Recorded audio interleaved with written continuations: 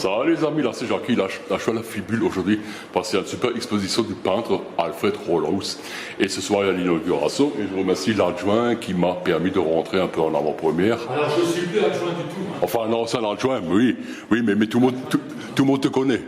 Oui, je connais. T'es quand même un visage connu dans Brumath. La coordination de l'expo, toi. Ouais, voilà, je veux dire, t'es quelqu'un de très connu à Brumath, Holznor, on va dire. Connu, oui. Voilà, même si t'es plus adjoint, tu fais toujours partie pour nous de la mairie.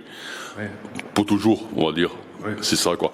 Et ben justement, comme tu es là, comme ça, je n'ai pas besoin d'expliquer.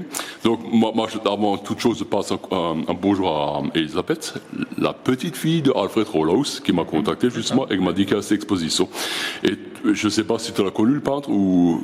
Bah oui, bien sûr. Tu l'as connu. Donc parle-moi un peu de lui. C'est ça qui est intéressant aussi de savoir un peu comment était l'homme derrière l'étoile, l'homme qui dessinait tout ce qui était ferroviaire, l'homme qui dessinait la nature, l'homme qui écrivait dans les magazines. C'était l'homme qui d'abord aimait la nature déjà, premièrement. Ouais. Hein, il adorait la peinture. Il était entouré chez lui d'encyclopédies qui parlaient de peinture, évidemment, de musique, d'architecture. C'était un féru d'architecture, il adorait l'architecture. Et de par là, il a progressé dans la vie, il a progressé à sa façon, et il est arrivé, mais en restant toujours en recherche. C'est un peintre qui n'est jamais arrivé. Il a dit, moi je ne suis pas arrivé, je cherche. Donc il n'était jamais satisfait à 100%, il voulait toujours faire plus. C'est un éternel insatisfait. Ouais. Hein, qui cherchait des styles, des styles de peinture.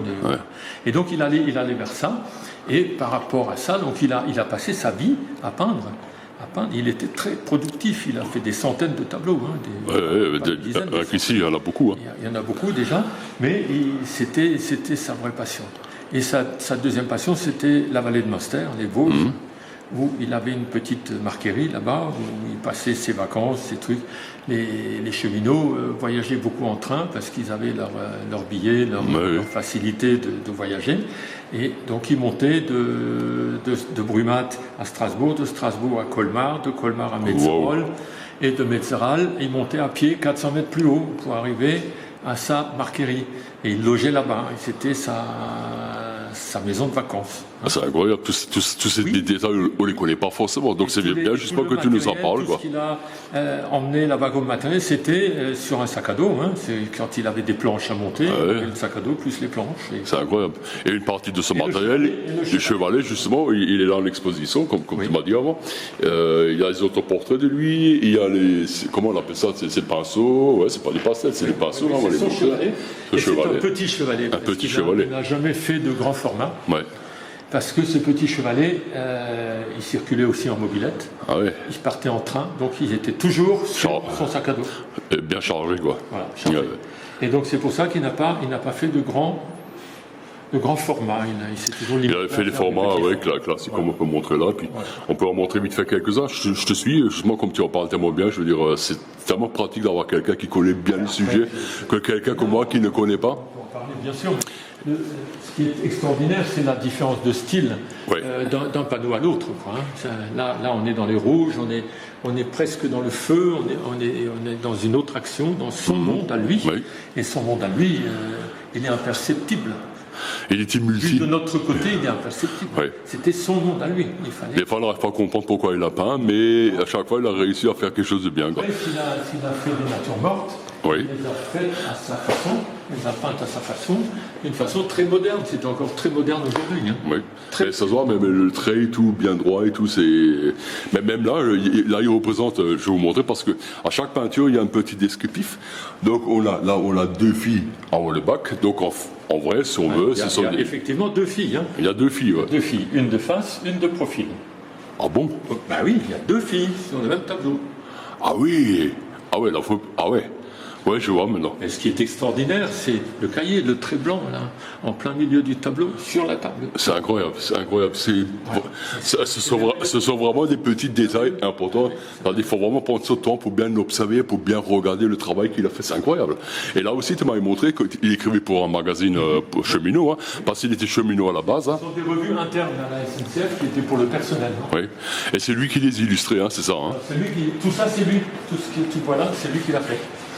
en dehors des sommaires ou des textes, hein, mais tous les dessins sont signés Rollhaus. Hein, ils sont signés partout. Partout. Voilà. Et ça, c'était aussi son travail, C'est incroyable. sa passion. T'as un truc à faire, je te le fais. Quoi. Ouais, c'est ça, quoi. C'est incroyable.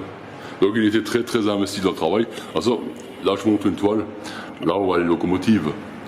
Là, on voit les travaux, tu m'as dit de la A4, là. Quand Oui, se pose- l'autoroute, quand- la construction d'autoroute. Les enrobés, Oui. tout ça, ouais, qui était derrière Stafford, tu m'as dit. Hein. Oui. Alors, Stafford, Stéphansfeld, Lepsan, voilà. Les jeunes qu'on peut passer chez Stafford.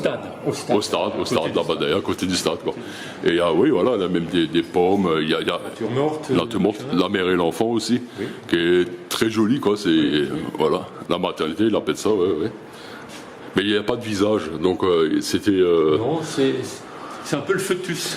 Ouais. Un foetus qui montre la mère et l'enfant, mais dans le foetus. Dans le fœtus, quoi. Tous les deux réunis, quoi. Un petit peu particulier. C'est une belle image, quoi. Oui, Ouais, c'est une très belle image, quoi.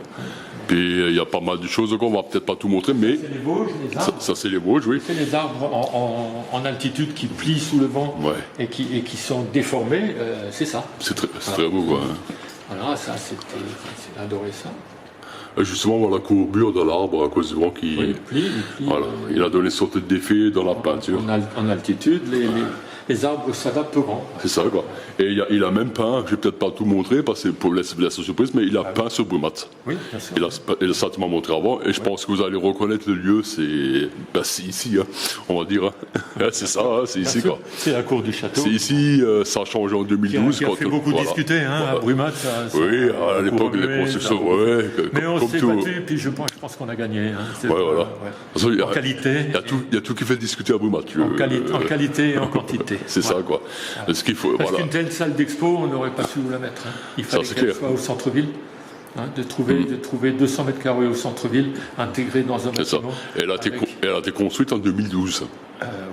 Oui. Oui, parce que je suis allé voir sur Google Maps les photos d'avant. Tu sais, tu peux remonter les années. qu'on a Et fini, je crois qu'on a fini en 2012, 2015. ouais, en 2012, il y avait le début des travaux. Il y a eu des travaux, ouais. Donc là, ça représente, ça représente l'Église catholique. Hein. Oui, tout En à fait, ton père, c'est ça. Hein. Ouais. Et ça, bien sûr, c'est la cour du château. C'est beau, hein, avec tous les arbres et tout.